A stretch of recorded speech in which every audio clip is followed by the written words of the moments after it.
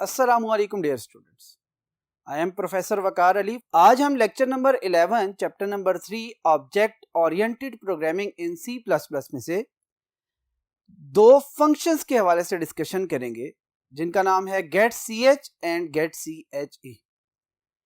ये दोनों input function है, लेकिन इससे पहले भी हम एक इनपुट फंक्शन के बारे में डिस्कशन कर चुके हैं जो कि cin था। लास्ट लेक्चर में हमने उसके बारे में डिस्कशन की थी कि cin एक इनपुट फंक्शन है जो कि आपकी किसी भी किस्म की वैल्यू को इनपुट करवा सकता है। अब किसी भी किस्म का मतलब यह है कि आप इंटीजर वैल्यू इनपुट करना चाह रहे हैं, आप फ्लोटिंग पॉइंट वैल्यू इनपुट करना चाह रहे हैं, आप कैरेक्टर सिंगल को इनपुट करना चाह रहे हैं, या आप कॉम्बिनेशन ऑफ कैरेक्टर्स को इनपुट करवाना चाह रहे हैं, तो cin उन तमाम को एज एन इनपुट लेने के बाद वेरिएबल्स में स्टोर कर देता है। आज हम डिस्कशन करेंगे प्योरली उन फंक्शंस के बारे में जो सिर्फ और सिर्फ कैरेक्टर इनपुट के तौर पर इस्तेमाल किए जा रहे होते हैं, और वो दोनों फंक्शन कौन से हैं? एक का नाम है getch और दूसरे का नाम है getche। ये दोनों फंक्शन अगर देखें तो कहते हैं कि सिंगल कैरेक्टर को इनपुट करने के लिए इस्तेमाल किए जा रहे होते हैं। अब cin के हवाले से हमने डिस्कशन की थी कि वो iostream.h हेडर फाइल से बिलोंग करती है, जबकि ये conio.h समटाइम conio.h और इसका basic purpose console input output header file. Console input output header file से ये दोनों फंक्शंस जो से हैं बिलोंग कर रहे होते हैं। इसका मतलब है अगर इनमें से कोई भी फंक्शन हम अपने प्रोग्राम के अंदर इस्तेमाल कर रहे हैं तो हमें क्या करना पड़ेगा? हमें conio.h या conio.h को अपने प्रोग्राम के अंदर इंक्लूड करवाना पड़ेगा। अगर हम ऐड नहीं करवाएंगे, इंक्लूड नहीं करवाएंगे, तो आपको getch या getche की प्रोटोटाइप मिसिंग का एरर वो दे देगा। अब नेक्स्ट चलते हैं सबसे पहले getch की तरफ। getch जो है इसके बारे में क्या करता है? That stands for get character, यानी कि इनपुट। देखिए, हमने जब भी कोई चीज लेनी होती है तो हम कहते हैं गेट। अब प्रोग्राम जो इनपुट ले रहा होगा, अगर वो getch के जरिए ले रहा है तो वो क्या करेगा? Get character. इसका मतलब क्या है कि वो कैरेक्टर कोई एज एन इनपुट ले रहा है। फिर क्या कहता है? सिंगल कैरेक्टर को इनपुट करने के लिए यूज किया जाता है। दूसरा, हमने सीन में देखा था कि जब भी हम कोई वैल्यू इनपुट करते हैं तो उसके बाद हम एंटर की प्रेस करते हैं। अब हमें यहां पर एंटर की प्रेस करने की जरूरत नहीं है। उसकी वजह क्या है कि जी जो getch फंक्शन है उसका तो काम ही क्या है? सिंगल कैरेक्टर इनको इनपुट लेना। लिहाजा जैसे ही उसे सिंगल कैरेक्टर मिलेगा वो बगैर कुछ सोचे अपनी नेक्स्ट इंस्ट्रक्शन की तरफ चला जाएगा और जो फर्दर प्रोसेसिंग होगी उसको एग्जीक्यूट करना शुरू कर देगा। लिहाजा यहां से ये बात भी क्लियर होगी कि एक सिंगल कैरेक्टर को इनपुट लेता है और जब सिंगल कैरेक्टर उसे इनपुट मिल जाता है तो उसे एंटर प्रेस करने की जरूरत नहीं होती, वो फर्दर नेक्स्ट इंस्ट्रक्शन की तरफ मूव कर जाता है। अब ये रेड लाइन आप देखेंगे, ये बड़ी इंपॉर्टेंट है getch के हवाले से। कहता है अगर हम देखें cin के हवाले से तो cin क्या कर रहा था? जो नंबर में इनपुट कर रहा था वो उस टाइम पे हमें डिस्प्ले भी हो रही थी। लेकिन getch क्या कहता है? कहता है getch वो फंक्शन है जो कि सिंगल कैरेक्टर जो कि इनपुट किया जा रहा होगा, इनपुट के टाइम आपको विजिबल नहीं होगा, वो आपको दिखाई नहीं देगा। लिहाजा अब फिर इंसान सोचता है कि ये फिर getch का पर्पस क्या है, क्यों इसे इस्तेमाल करते हैं, इसकी वजह क्या है? देखिए, C++ आपको पता है कंसोल बेस्ड आउटपुट आपको देता है। अगर वो कंसोल बेस्ड आउटपुट आपको दे रहा है तो इसका मतलब है ब्लैक स्क्रीन है, ठीक है, और उसके ऊपर इंस्ट्रक्शन लिखी हुई है जो जो आपसे डिमांड की जाएंगे। यहां पर कोई ऐसा प्रोसेस तो है नहीं कि एक ग्राफिकल यूजर इंटरफेस बना हुआ है जिसके अंदर टेक्स्ट बॉक्सेस मौजूद हैं और आप इसके अंदर टाइप करना शुरू कर देंगे तो वो आपको पासवर्ड या जो बाकी चीजें हैं वो आपको विजिबल कर रहा होगा या इनविजिबल कर रहा होगा। लिहाजा यहां पर हम पासवर्ड के लिए क्या करते हैं? getch को यूज करते हैं, लेकिन वो getch मल्टीपल टाइम्स इस्तेमाल कर लिया जाता है ताकि एक से ज्यादा कैरेक्टर्स को इस्तेमाल में लाया जा सके और एक से ज्यादा कैरेक्टर्स ऐसे हों जो कि विजिबल ना हो रहे हो। और इससे फायदा क्या होगा कि वो कैरेक्टर्स जो आप प्रेस कर रहे हैं वो किसी को विजिबल नहीं होंगे, और जब विजिबल नहीं होंगे तो यहां से हमें पता चल रहा है कि जी getch वो फंक्शन है जो कि eight the time of input character को विजिबल नहीं होने देता। अब इसके मेन सिंटैक्स की तरफ आते हैं। सिंटैक्स में देखें, मैंने स्क्वायर ब्रैकेट्स के अंदर वेरिएबल यानी कि वेरिएबल का शॉर्टकट var इक्वल लिखा है। इसका मतलब क्या है, याद रखिएगा, जहां पर भी स्क्वायर ब्रैकेट्स इस्तेमाल की जाती हैं, it means this thing is optional, यानी कि जो चीज आप स्क्वायर ब्रैकेट के अंदर प्रोग्रामिंग में लिख रहे होंगे, ये क्या है, आपकी ऑप्शनल है। ये सिंटैक्स में मोस्टली आएगा, ठीक है। ऑप्शनल का मतलब है आप चाहे तो इसे यूज कर सकते हैं, चाहे तो इसे इस्तेमाल नहीं कर सकते। यानी कि आपने लास्ट टाइम प्रोग्राम्स में देखा होगा कि हमने गेट ch का फंक्शन बगैर किसी वेरिएबल के इस्तेमाल किया है, उसमें कहीं पर इक्वल का साइन इस्तेमाल नहीं किया। लिहाजा हम क्या कर सकते हैं, गेट ch को सिंपल भी इस्तेमाल कर सकते हैं, या दूसरा ऑप्शन ये है कि जो गेट ch के जरिए वैल्यू हम इनपुट करवा रहे हैं उसे किसी वेरिएबल में भी स्टोर कर सकते हैं। लिहाजा ये दोनों तरीके से इस्तेमाल किया जा सकता है। हम ये जो ऊपर हमने एक लाइन लिखी है कि character is not displayed at the time of input, इसको फर्दर हम अपनी एक एग्जांपल के जरिए सॉल्व करने की कोशिश करते हैं और मूव करते हैं टुवर्ड्स नेक्स्ट बोर्ड, जहां पे हम गेट ch को इवेलुएट करेंगे with the help of variable, ताकि हमें पता चल सके कि गेट ch की वर्किंग क्या है। चलते हैं नेक्स्ट बोर्ड की तरफ। जी डियर स्टूडेंट्स, यहां भी हम देखेंगे गेट ch के हवाले से एक सिंगल एग्जांपल, जो कि ये इवेलुएट करेगी कि get ch during the execution of a program किस तरह वर्किंग करता है। ये प्रोग्राम सिंपल प्रोग्राम है जिसमें एक वेरिएबल कैरेक्टर टाइप ले रहे हैं और उसमें उसी वेरिएबल की वैल्यू को स्टोर करके हम क्या देखेंगे कि जब हम इनपुट कर रहे हैं तो वैल्यू हमें विजिबल नहीं होगी, लेकिन जब बाद में हम उसे डिस्प्ले करने की कोशिश करेंगे तो वो वैल्यू हमें डिस्प्ले हो जाएगी। सबसे पहले अगेन हमें क्या किया जा रहा है, हैश इंक्लूड iostream.h। iostream.h इसलिए यूज करेंगे क्योंकि हमने आउटपुट के लिए कोई ना कोई स्टेटमेंट इस्तेमाल करनी है। देन हम बात करेंगे हैश इंक्लूड conio.h। conio.h इसलिए इस्तेमाल करेंगे क्योंकि आज हम गेट ch फंक्शन को इवेलुएट करना चाह रहे हैं और उसे अपने प्रोग्राम में इस्तेमाल करना चाह रहे हैं। अगर हम उसे अपने प्रोग्राम के अंदर इस्तेमाल कर रहे हैं तो फिर ऑब्वियसली हमें क्या करना पड़ेगा, conio.h को अपनी प्रोग्राम के अंदर इंक्लूड करवाना पड़ेगा। उसके बाद अगेन मेन फंक्शन की तरफ आ जाएंगे वॉइड मेन के साथ, फिर हम बात करेंगे उसकी बॉडी स्टार्ट करेंगे। एक वेरिएबल बना लिया ch जिसकी डाटा टाइप क्या है, 4 मींस कैरेक्टर। उसकी वजह क्या कहता है, कहता है इसलिए कि आपकी जो डाटा टाइप है, जहां जो डाटा आपने स्टोर करना है वो बेसिकली किस पर्पस का है, वो है जी कैरेक्टर। तो लिहाजा कैरेक्टर को स्टोर करने के लिए ना तो आप इंटीजर डाटा टाइप ले सकते हैं, ना फ्लोट ले सकते हैं, और सिर्फ जो आपके पास ऑप्शन रह जाती है वो रह जाती है 4 डाटा टाइप की। लिहाजा आप 4 डाटा टाइप को यूज करते हुए क्या करेंगे, कैरेक्टर वैल्यू को अपने पास स्टोर कर रहे होंगे। आगे फर्दर मूव करते हैं। देखिए सबसे पहले मैंने कहा था जहां पे भी हम इनपुट की कमांड देना चाह रहे होंगे, यानी कि इनपुट फंक्शन इस्तेमाल कर रहे होंगे, उससे पहले आउटपुट की कमांड जरूर आएगी, जैसे कि सी आउट लेस देन यानी कि insertion operator with in double quotes एक स्ट्रिंग लिखी हुई है जिसका क्या मतलब है, एंटर अ कैरेक्टर। ये कैरेक्टर डिमांड कर रहा है यूजर से। स्क्रीन पे आपको सबसे पहले मैसेज ये लिखा हुआ नजर आएगा, एंटर अ कैरेक्टर। जब हम इसे आगे फर्दर एग्जीक्यूट करते हैं तो ये ज्यादा बेहतर तरीके से आपको क्लियर होकर नजर आएगा। देन हमने क्या किया है, गेट ch का फंक्शन इस्तेमाल किया है। ये जो भी वैल्यू इनपुट करेगा वो स्टोर किस में आगे हो जाएगी, ch में, और फिर जो वैल्यू ch में आके स्टोर होगी हमने आउटपुट स्टेटमेंट के जरिए उसको क्या करना है, डिस्प्ले करवा देना है। और वो किस तरह कि जो भी स्ट्रिंग है वो एज इट इज लिखेंगे, जो वेरिएबल का नेम है वो आउटसाइड द डबल कोट्स लिख रहे होंगे। आइए देखते हैं कि ये किस तरह वर्किंग करेगा, इसकी वर्किंग या एग्जीक्यूशन कहां से स्टार्ट होगी, और इसके साथ साथ इसके जो वेरिएबल्स हैं वो किस तरह रैम में क्रिएट होने के बाद वर्किंग कर रहे होंगे। ये मैंने आउटपुट स्क्रीन बनाई है आपके सामने। हम इसे ड्राई रन की मदद से करेंगे क्योंकि हर दफा जब एग्जाम में हम जाएंगे तो उस वक्त हमारे पास कंप्यूटर मौजूद नहीं होगा। लैब के वक्त हमारे पास कंप्यूटर मौजूद होगा, हम उसके ऊपर परफॉर्म करके एग्जैक्ट आउटपुट ले सकते हैं।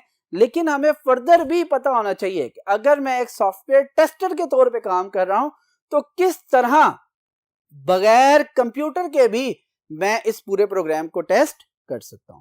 काइंडली देखते हैं कि ड्राई रन देख के इसे किस तरह एग्जीक्यूट करवाया जा सकता है, और एक आम ह्यूमन बीइंग इसे अगर विदाउट कंप्यूटर एग्जीक्यूट करना चाहे तो कैसे एग्जीक्यूट करेगा। ये आपकी आउटपुट स्क्रीन है और इसके साथ हम एक बनाते हैं रैम का पोर्शन।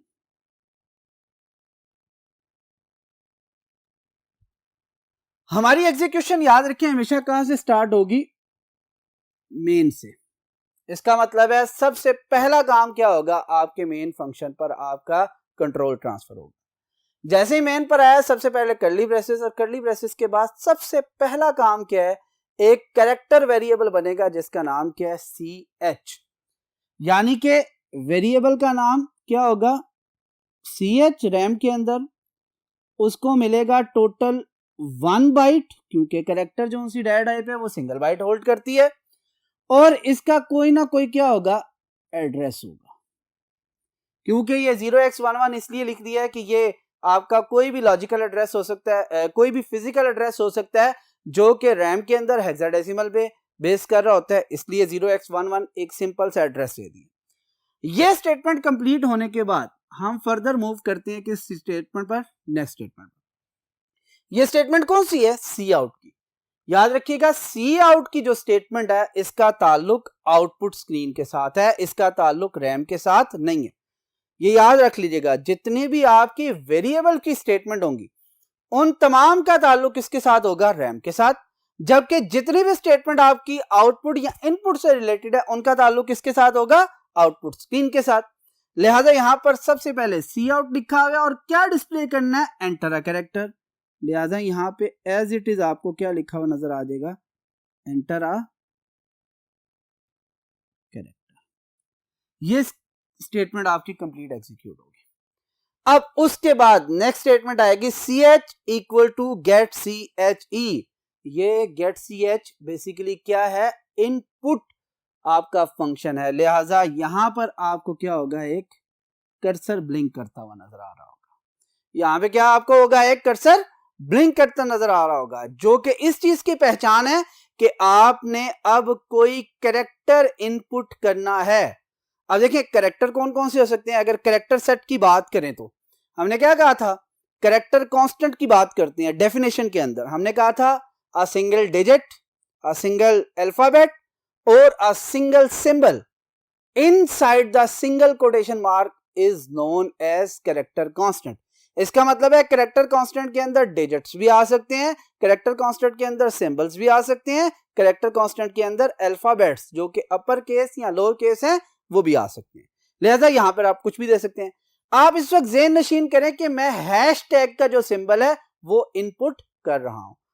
एग्जाम्पल के तौर पे याद रखिए, मैं पहले बता चुका हूं कि गेट CH आपको eight the time of input कुछ भी विजिबल नहीं करवाता। लिहाजा यहां पर आपकी स्पेस खाली नजर आएगी और यहां से जैसे ही हमने इनपुट किया, ये मैं सिर्फ यहां पे लिखने की कह रहा हूं, लिहाजा आपको अंदाजा हो जाए। हैश जब मैं टैग इनपुट करूंगा गेट CH उसे होल्ड करेगा और कहां पे दे देगा, CH। जैसे ही CH को वो वैल्यू असाइन होगी तो इसका ताल्लुक किस स्टेटमेंट से, आपका मेमोरी। यानी मेमोरी में जहां पर CH वेरिएबल होल्ड कर रहा है जिस मेमोरी लोकेशन को, वहां पे जाके क्या स्टोर हो जाएगा, हैशटैग। अब हैशटैग स्टोर हो चुका है। अब उसके बाद हमने किस स्टेटमेंट में मूव करना है, नेक्स्ट स्टेटमेंट। यहां पर अभी तक कंपाइलर को कोई इंस्ट्रक्शन नहीं मिली कि आपने नेक्स्ट लाइन पे मूव करना है या नहीं करना। लिहाजा सी आउट के ऊपर आए, सी आउट पे जैसे ही आए तो आगे लिखा क्या नजर आएगा, द कैरेक्टर। मेरे पास स्पेस नहीं है, मैं नेक्स्ट लाइन पे जा रहा हूं, अदरवाइज ये एक ही लाइन पे डिस्प्ले कर देगा। The character you typed is, यहां तक स्ट्रिंग थी, एज इट इज आ गई। जैसे ही आगे देखें आपके जो एक्सट्रैक्शन ऑपरेटर हैं, सॉरी इंसर्शन ऑपरेटर हैं, इंसर्शन ऑपरेटर के साथ क्या कर रहा है, CH को डिस्प्ले कर रहा है। मैंने पहले भी ये कहा था कि जब भी वेरिएबल होता है आउटपुट स्टेटमेंट के अंदर तो वेरिएबल खुद डिस्प्ले नहीं होता बल्कि वेरिएबल की वैल्यू डिस्प्ले होती है। अब जरा यहां पे देखिए CH के अंदर आपकी जो रैम में वैल्यू पड़ी है दैट इज हैशटैग। यहां पर आपको क्या नजर आएगा, यहां पे आपका प्रोग्राम कंप्लीट हो जाता है, आपकी एग्जीक्यूशन क्या हो चुकी है, कंप्लीट हो चुकी है। लेकिन अगेन ये देख लें कि हमने सबसे पहले क्या किया, जब इस स्टेटमेंट पे आए तो मेमोरी के अंदर एक वेरिएबल क्रिएट हुआ। जब सी आउट की स्टेटमेंट आई तो क्या हुआ, पहला message enter a character display हुआ। जब CH equal to get CH आया तो क्या हुआ, तब आपको कर्सर ब्लिंक करता हुआ नजर आया, तब तक कर्सर ब्लिंक करता रहेगा जब तक आप कुछ इनपुट नहीं करेंगे। हमने क्या कहा है कि हमने हैशटैग इनपुट कर दिया है, प्रेस कर दिया, और उसको पता है कि आपको प्रेस करने के बाद एंटर करने की जरूरत पेश नहीं आती, लिहाजा वो नेक्स्ट लाइन पे चला गया कंपाइलर आपका। उसने क्या किया, आगे जो सी आउट की स्टेटमेंट थी उसे डिस्प्ले करना शुरू कर दिया। The character you typed is, यहां तक आपका एज इट इज प्रिंट हुआ, लेकिन क्योंकि इंसर्शन ऑपरेटर के बाद अगेन क्या लिखा हुआ है, C H is a variable, और वेरिएबल खुद डिस्प्ले नहीं होता बल्कि उसकी वैल्यू डिस्प्ले होती है, और जो रैम के अंदर इसकी वैल्यू आपकी होल्ड की हुई थी वो उसे क्या कर देगा, यहाँ पर डिस्प्ले कर देगा, और इस तरह आपका प्रोग्राम क्या हो जाएगा, कंप्लीट हो जाएगा। यहां से हमें एक चीज नजर आ गई है कि जब हमने इनपुट किया था तो उस वक्त आपको कोई भी कैरेक्टर विजिबल नहीं हुआ था, लिहाजा यहां पर हमारा जो गेट सी एच का पोर्शन है वो कंप्लीट हो जाता है। अब हम मूव करते हैं टूवर्ड्स नेक्स्ट बोर्ड और get C H E function के बारे में देखते हैं कि वो किस तरह वर्किंग करता है, और सेम इसके भी एग्जांपल देखेंगे कि ये क्या काम और किस तरह जो है डिफरेंट है गेट सी एच फंक्शन से। चले चलते हैं नेक्स्ट बोर्ड की तरफ। जी डियर स्टूडेंट्स, आई होप कि गेट सी एच के हवाले से जितनी भी डिस्कशन हमारी हुई है वो आपको समझ आ चुकी होगी। अब हम चलते हैं नेक्स्ट जो कि है गेट सी एच ई। कहते हैं कि हम ये पहले जान चुके हैं कि ये दोनों कैरेक्टर इनपुट फंक्शन है, लेकिन ये थोड़े थोड़े से डिफरेंट है, मुख्तलिफ है एक दूसरे से। अब यहाँ पे इसको देखें तो क्या कहता है, गेट सी एच ई क्या है, कहता है सबसे पहली चीज ये कहता है stands for get character echo. अब इको किस चीज को कहते हैं, इको का मतलब है कि मेरी आवाज का कहीं सर पलट कर आना, यानी कि यहां से मैं बोलता हूं, मेरी आवाज कहीं पर टकराती है और वापस मुझे सुनाई दे रही है, तो दैट इज इको। ठीक है, ये वॉइस के केस में ज्यादा आता है, फिजिक्स का कॉन्सेप्ट है, इसे ज्यादा बेहतर तरीके से आप फिजिक्स के सब्जेक्ट में अंडरस्टैंड कर सकते हैं कि इको क्या है और इसका मैकेनिज्म क्या है। लेकिन इको का मतलब क्या है कि अगर, अब यहां पे जरा गौर कीजिएगा, अगर मैं इनपुट दे रहा हूं कैरेक्टर को, तो कैरेक्टर ही मुझे वो क्या हो, पलट के मिले, तो क्या हो गया, इसका मतलब कंपाइलर ने इको किया। अब यहां पर देख ले क्या कह रहा है, stands for get character echo. Get C H में हमने क्या पढ़ा था, सिंपल गेट कैरेक्टर, यहां पे हम क्या पढ़े हैं, get character echo. Second again वही पॉइंट है, use to input a single character.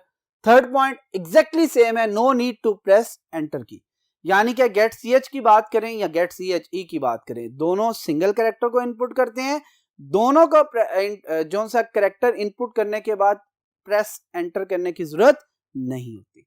लिहाजा यहां से हमें यह बात तो क्लियर होगी कि दोनों फंक्शन की वर्किंग एक तरह से सेम है, सिर्फ डिफरेंस कहां पे आ रहा है कि वो सिर्फ गेट कैरेक्टर लेता है, यहां पर ये गेट कैरेक्टर के साथ तीसरा काम क्या कर रहा है, इको भी कर रहा है, जो कि आपको आगे बताएगा कि इको का यहां पे मतलब क्या है।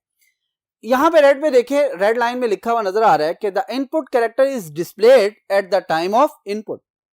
गेट कैरेक्टर में क्या कह रहा था, कहता है not displayed at the time of input, character not displayed at the time of input. यहां पे क्या कह रहा है, character displayed at the time of input. इसका मतलब है बेसिक डिफरेंस यहां से क्लियर हो रहा है कि जी हम जब इनपुट करेंगे तो गेट सी एच जो सा कैरेक्टर को डिस्प्ले नहीं करेगा, जबकि गेट सी एच ही उसी कैरेक्टर को क्या कर देगा, डिस्प्ले कर देगा। ठीक हो गया यहां तक। अब आगे चलते हैं फर्दर। अब इसी की सिंटेक्स की बात कर लें। सिंटेक्स अगेन वही, अगेन मैंने क्या कहा था कि स्क्वायर ब्रैकेट के अंदर जो भी लिखा हो वो बेसिकली ऑप्शनल है। आप देखिए वेरिएबल इक्वल असाइनमेंट के लिए यूज किया जा रहा है, इसका मतलब यह है कि जो कैरेक्टर आप इनपुट कर रहे हैं वो किसी वेरिएबल में भी स्टोर करेंगे। इसके एग्जांपल की तरफ जाते हैं। एग्जांपल में क्या है, अगेन देखें, हैश इंक्लूड iostream.h कोई आउटपुट कमांड इस्तेमाल करने के लिए, या सीन वगैरह अगर इस्तेमाल करें तो उसके लिए। हैश इंक्लूड कौन है, .h, इसका मतलब है हम अभी जो बात कर रहे हैं उसमें गेट सी एच या गेट सी एच ई अपने प्रोग्राम के अंदर इस्तेमाल करें, इसके इस्तेमाल करें। वाइड मेन का फंक्शन स्टार्ट किया, यहां पर एक नई चीज आपको सीखने में मिलेगी कि मैंने कर्ली ब्रेसेस मेन के फौरन बाद लगा दी। याद रखिएगा, अगर मैं ये पूरा का पूरा प्रोग्राम एक सिंगल लाइन में भी लिख दूं तब भी इसमें किसी किस्म का कोई एरर नहीं आएगा। ये हम जो इंडेंटिंग करते हैं, जो लाइन में लिखते हैं, उसकी बेसिक क्या वजह होती है कि इजी टू अंडरस्टैंड हो और आपको समझ आ सके, हर लाइन का अलग अलग पर्पस समझ आ सके, ये सबसे मेन। अब यहां पे देखते हैं कि अगेन मैंने क्या किया, एक कैरेक्टर टाइप वेरिएबल लिया ch, इसलिए लिया क्योंकि मैंने मेमोरी के अंदर किसी ना किसी जगह पे वो वैल्यू जो कि गेट ची के जरिए इनपुट होनी है उसे स्टोर करवाना है। लिहाजा नेक्स्ट लाइन में आपको सी आउट एज इट इज जो लास्ट प्रोग्राम में दिखा है एंटर अ कैरेक्टर। यहां पे देखें हमने वहां पे लिखा था C H equal to get C H, यहां पे क्या आ रहा है एक एक्स्ट्रा लेटर, ये कौन सा है गेट सी एच ई, यानी कि अब इसका बिहेवियर गेट सी एच की तरह नहीं होगा। ये गेट सी एच ई यानी कि eight the time of input क्या करेगा इको करेगा, ठीक है। वो हम जब इसको एग्जीक्यूट करते हैं प्रोग्राम को ज्यादा बेहतर तरीके से आपको क्लियर होगा। और लास्ट में हम जो इनपुट कर रहे हैं जो वेरिएबल में स्टोर हो रहा है उसी वैल्यू को दोबारा क्या करवा रहे हैं डिस्प्ले करवा रहे हैं। इस प्रोग्राम को line by line one by one execute करने की कोशिश करते हैं ताकि ज्यादा बेहतर तरीके से क्लियर हो सके। अब यहाँ पे जगह थोड़ी सी कम है तो हम यहाँ पर थोड़ा सा रैम का हिस्सा बना लेते हैं ताकि आपको ज्यादा क्लियर हो सके। सबसे पहले हमारी एग्जीक्यूशन स्टार्ट होगी मेन फंक्शन से, कर्ली ब्रेसेस में जैसे ही आए 4ch डिक्लेरेशन स्टेटमेंट है, इसका मतलब है इसका ताल्लुक किसके साथ है, मेमोरी के अंदर एक वेरिएबल बनेगा ch और वो सिंगल बाइट होल्ड करेगा। वो कितने बाइट होल्ड करेगा सिंगल बाइट। इसका कोई एड्रेस भी होगा, मैं एड्रेस नहीं लिख रहा, लास्ट टाइम मैं डिस्कशन कर चुका हूं। फिर पहली स्टेटमेंट आपकी आई सी आउट की, यानी कि आउटपुट स्टेटमेंट है। क्या लिखा हुआ नजर आ रहा है एंटर अ कैरेक्टर, इसका मतलब है आउटपुट स्टेटमेंट है तो इसका लिंक किससे होगा आउटपुट का स्क्रीन के साथ। यहां पे आपको क्या लिखा हुआ नजर आएगा एंटर अ कैरेक्टर। जैसे ये लाइन कंप्लीट हुई आप कहां पे मूव कर जाएंगे नेक्स्ट लाइन की तरफ, C H equal to get C H ई।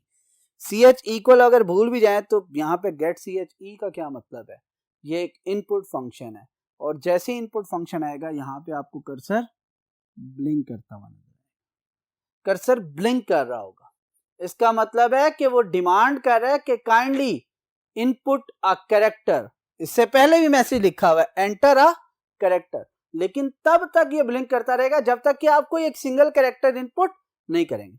आपने क्या किया एक कैरेक्टर इनपुट किया, वो कौन सा था अगेन हैशटैग। हैशटैग जैसे इनपुट किया प्रेस करने की एंटर प्रेस करने की जरूरत नहीं है, वो हैशटैग कहां आके स्टोर हो जाएगा सी एच में। क्यों, क्योंकि कहता है गेट सी एच को जो भी इनपुट मिलेगी वो कहां आके स्टोर होगी सी एच के अंदर, लिहाजा सी एच के अंदर वो वैल्यू क्या होगी है स्टोर होगी। अब क्या हुआ ये कंप्लीट होने के बाद नेक्स्ट स्टेटमेंट पे आया, नेक्स्ट में क्या लिखा हुआ है the character you typed is, again क्योंकि कहीं पर मैंने इसको नहीं दिया इससे आगे लिखना शुरू कर देगा the character you typed is. ये तो आपकी पूरी की पूरी स्ट्रिंग थी लेकिन ये क्या आपका एक वेरिएबल है, सी एच के अंदर कौन सी वैल्यू पड़ी हुई है हैशटैग, लिहाजा वो हैशटैग को दोबारा क्या कर देगा डिस्प्ले कर देगा। अब जरा कंपेयर करें लास्ट वाली आउटपुट के साथ कि लास्ट वाली आउटपुट में आपको हैशटैग सिर्फ एक दफा नजर आ रहा था, लेकिन इस आउटपुट में जो कि गेट सी एच ई के साथ है यहां पर हैशटैग 2 दफा नजर आ रहा है। उसकी वजह क्या है कि get C H E at the time of input echo कर रही है, जिसकी वजह से आपको ये दोनों क्लियर जो नजर आ रही होती हैं eight the time of input.